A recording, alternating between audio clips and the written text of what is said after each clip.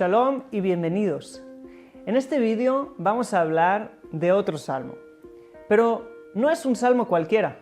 Se trata del Salmo 1, el primero de los 150 salmos que hay en el libro de Tehilim o de los Salmos.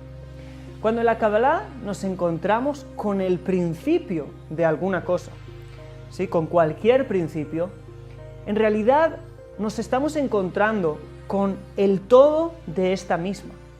Pues nosotros creemos que en el principio de algo está potencialmente todo lo que tiene que venir después. Así pues, lo mismo pasa con el Salmo 1. Al ser el primero de los salmos, tiene que estar en él comprimido todo el propósito, la esencia y el objetivo del libro de los salmos. Los sabios dicen, Hakol olech achara atjalá, es decir, así como empieza algo, esto determina cómo va a seguir. Pero antes de entrar en explicar la esencia y la intención del salmo y por consecuencia de todo el libro de los salmos, tenemos que tener un dato muy presente. Y es que los sabios de Israel, en el Talmud, Tratado de Berajot 9b, nos dicen que el Salmo 1 y el Salmo 2 eran antes un solo salmo. Este salmo empezaba por Ashrei Aish, bienaventurado el hombre, y terminaba también por bienaventurados todos los que se refugian en él. Y nos dicen los sabios que todo salmo que David empezó por bienaventurado y terminó por bienaventurado era un salmo especialmente querido por el rey David. Así que lo que nosotros tenemos que hacer a estas alturas, después de saber que este salmo fue separado en dos, es preguntarnos el porqué, el motivo de esa separación. La respuesta a esta cuestión te la voy a dejar a ti. Espero tu respuesta en los comentarios. ¿Por qué crees que los sabios vieron la necesidad de separar el Salmo 1 del Salmo 2? Pero no te voy a dejar solo, te voy a dar una pequeña pista para ayudarte. Fíjate bien de la relación con quién nos está hablando el Salmo 1 y de la relación con quién otro nos está hablando el Salmo 2. Intenta entender qué hecho histórico hizo que los sabios vieran una necesidad de separar estos dos salmos para marcar una diferencia. Ahora sí, entremos a ver el salmo en sí y su contenido. Como siempre, leeremos en hebreo, luego lo traduciremos y lo explicaremos. Dice así el primer verso, Ashrei Aish, asher lo alach ba'atzat reshaim, ubederech chataim lo amad, ubmoshav leitzim lo yashav. Es decir, bienaventurado el hombre que no anduvo en el consejo de los malvados y en el camino de los transgresores o pecadores no se paró y no se sentó en el lugar de los burlones. Empecemos por la primera palabra, Ashrei. El término Ashrei, bienaventurado o dichoso, tiene un sentido de que a esa persona le está yendo bien, le va bien. Pero no es que le vaya bien en cualquier sentido. La palabra que usamos hoy a alguien que le va bien es la palabra éxito. El éxito en hebreo sería la hatzlachá, palabra que veremos a continuación en el final del verso 3. Hatzlachá, término, se podría traducir como prosperidad, término que indica la prosperidad en este mundo presente. Sin embargo, el término Ashrei tiene una connotación más interna. Tiene una connotación de plenitud en el mundo espiritual, más allá de la prosperidad en el mundo presente, sino la plenitud del alma.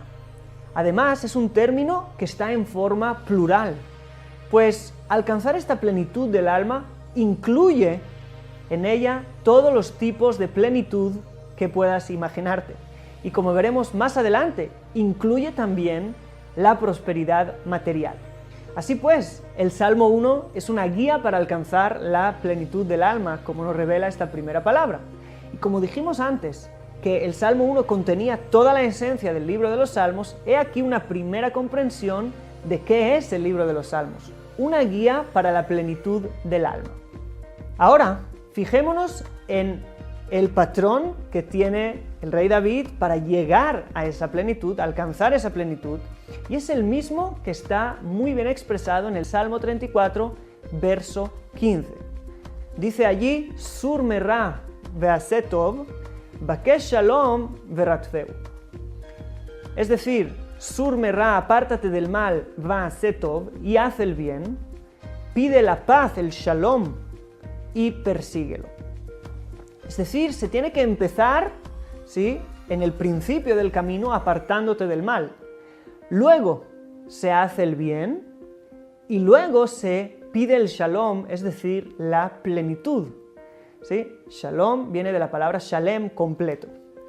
Así pues, el primer paso para aprender lo que es un hombre pleno es aprender lo que no es.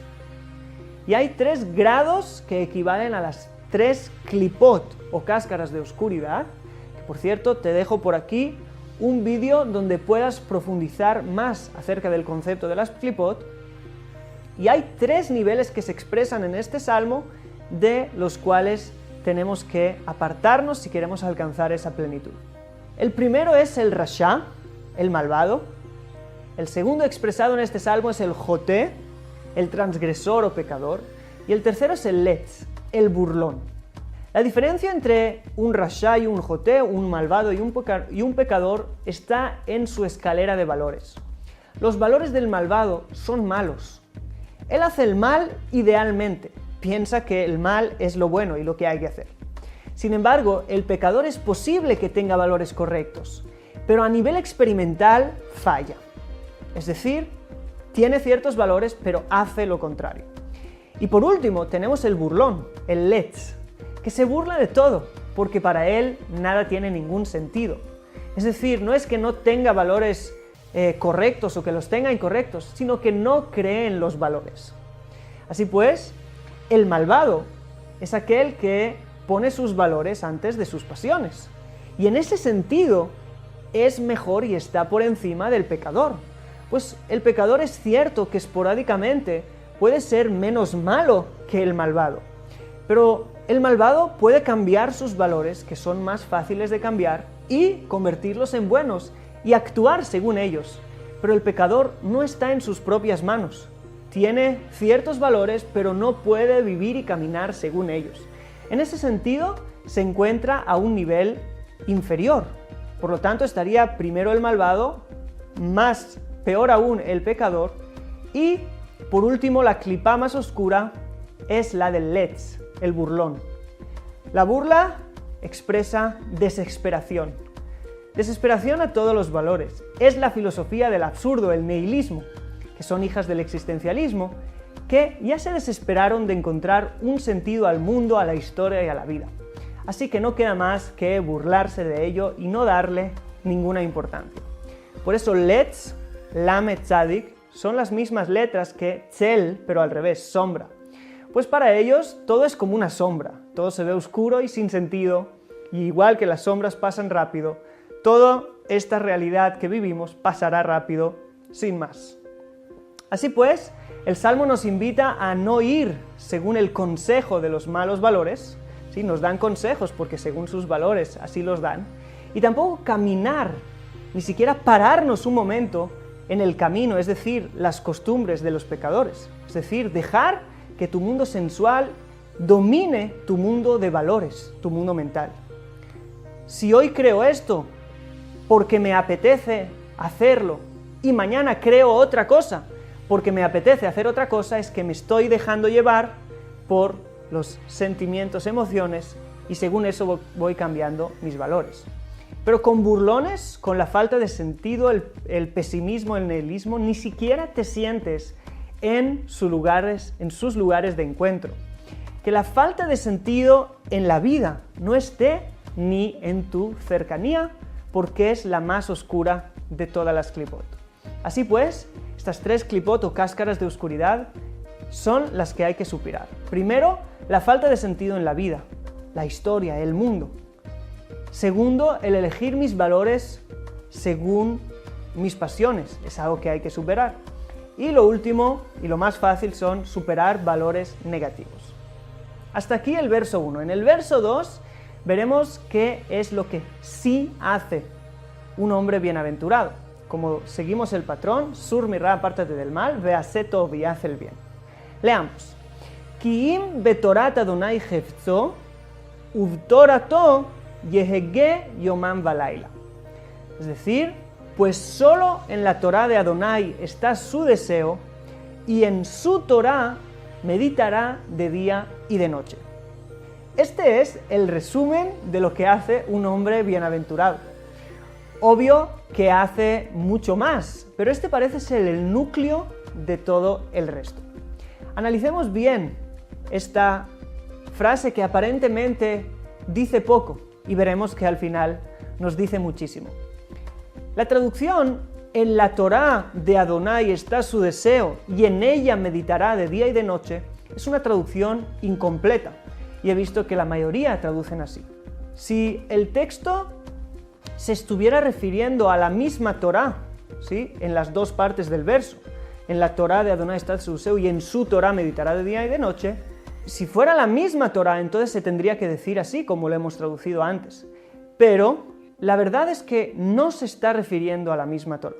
Solo en la Torá de Adonai está el deseo y en su Torá, la Torá de él, no la de Hashem, no la de Dios, sino la suya, medita de día y de noche.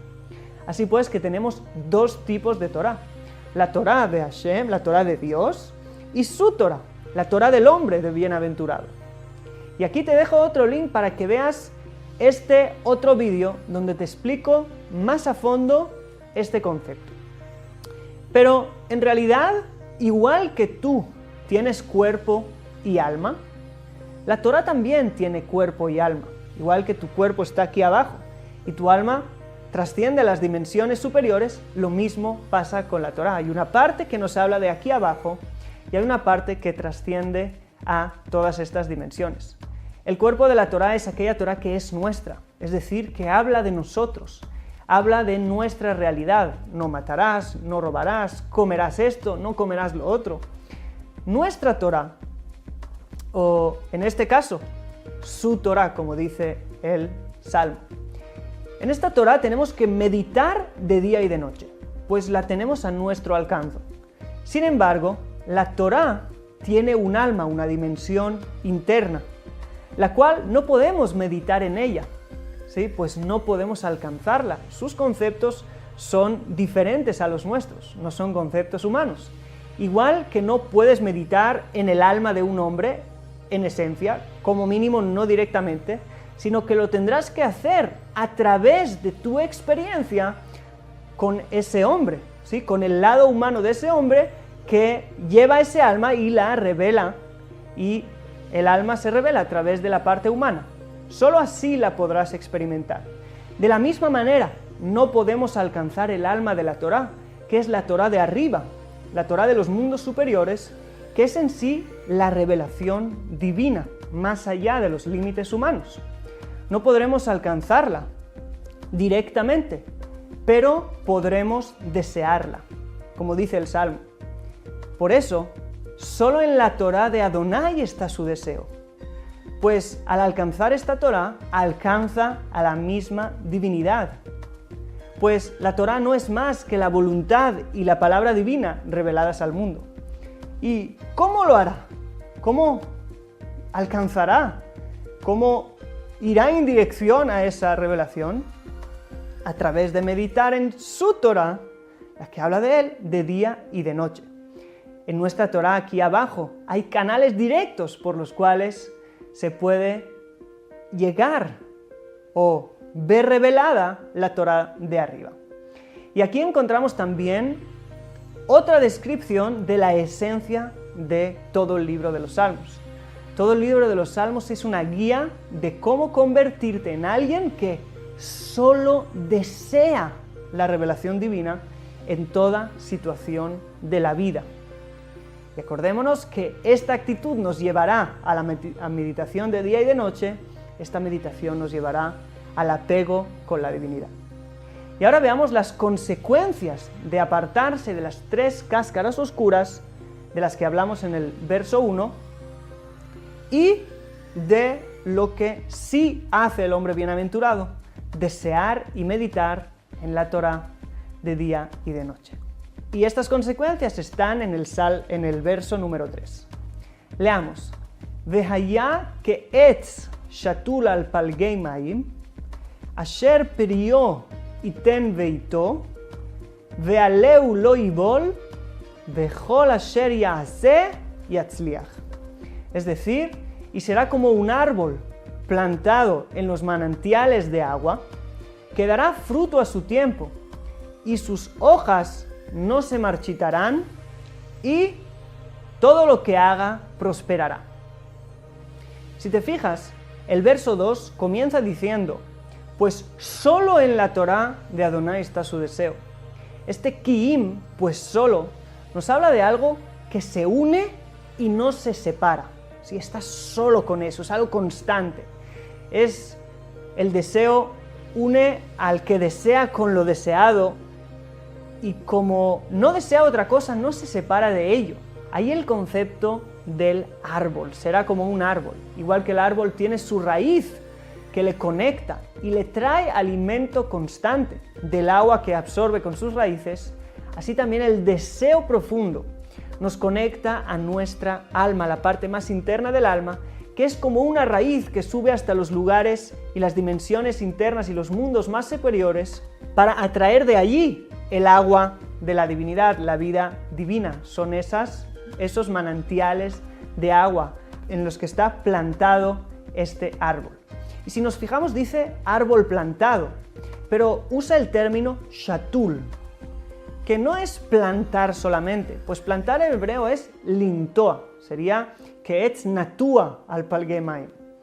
Pero aquí dice lishtol, que es agarrar un árbol del lugar donde fue plantado naturalmente y transportarlo, traspasarlo y plantarlo de nuevo a otro lugar mejor. Así también percibimos que estamos plantados en la vida natural, en la vida material en la que nos encontramos, pero debemos plantarnos de nuevo allí arriba, en los manantiales de agua divina. ¿Y cómo plantarnos allí? Deseando. Cuando deseas algo, te enfocas en ello, ¿sí? Y cuando te enfocas en algo con intensidad, es como si te plantaras en ese lugar. Y el estar plantado en las aguas simboliza la plenitud constante que siente el hombre bienaventurado cuando todo su deseo es la divinidad. Por eso dará fruto a tiempo exacto, nos dice el verso, y no le faltará agua, y entonces no se retrasará el tiempo de dar su fruto, pero tampoco se marchitará su hoja, que protege al fruto. El fruto simboliza lo interno, lo que se puede comer, mientras que la hoja simboliza lo externo. Todas sus necesidades materiales que representan lo externo no se marchitarán, no faltarán, pues son parte de su capacidad de dar frutos. Por eso tendrá éxito, ¿sí? Todo prosperará. Éxito en el mundo presente, en su familia, en sus hijos, su economía y todo lo que haga. Pues todas estas cosas sirven al final a el punto interno, el punto central, que es el deseo por la revelación divina. Nos dice el verso número 4, Lo gen hareshaim, ki'im kemotz asher tidfenu ruach. Es decir, no es así para los reshaim, para los malvados, pues son solo como la cáscara del trigo, motz, que se lo lleva el viento. Es sabido que para separar el grano de trigo de su cáscara hay que aventarlos. ¿Qué es aventar? Es decir, tirarlos al aire, y el viento se llevará la cáscara, que pesa poco, pero no se podrá llevar el grano se caerá al suelo y la cáscara se irá volando. Pues los malvados se parecen a esa cáscara. Para que eso suceda, el grano tiene que estar separado de su cáscara, en cierta manera. De nuevo, la parte interna del alma y la parte externa del alma, el mundo material, están en disonancia. Por eso, el viento se lleva al malvado. Pues el malvado no se dirige por su sentido interno, no está pegado a su deseo más interno, que es el apego a la revelación divina, sino por los vientos y corrientes que van y vienen en la historia. Al ken, por eso, sigue el verso 5, al ken lo yakumu reshaim bamishpat uchataim ba'adat tzadikim. Es decir, por eso no se levantarán los malvados en el juicio y los transgresores en el consejo de los justos. Y el por qué no se levantarán está en el siguiente verso. Ki yodea Adonai derech tzadikim bederech reshaim tovai.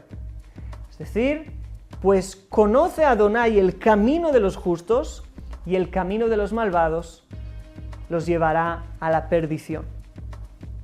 Los justos, el hombre bienaventurado del que hemos estado hablando, al desear la revelación divina y estar en ese apego constante, despiertan de arriba lo mismo para con ellos.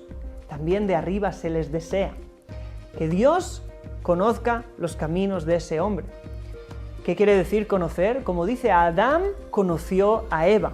Es decir, que Dios se una íntimamente con el camino de los justos. Es decir, que supervise sus caminos y los dirija siempre. Y como ellos están conectados con el sentido interno del camino de la vida, esta tiene un fin de esperanza y luz. Pero como los malvados no lo están, quedan en manos de la casualidad, el transcurso natural de la historia. Y como ellos están conectados con el sentido interno del camino de la vida, esta tiene un fin de esperanza y luz para ellos.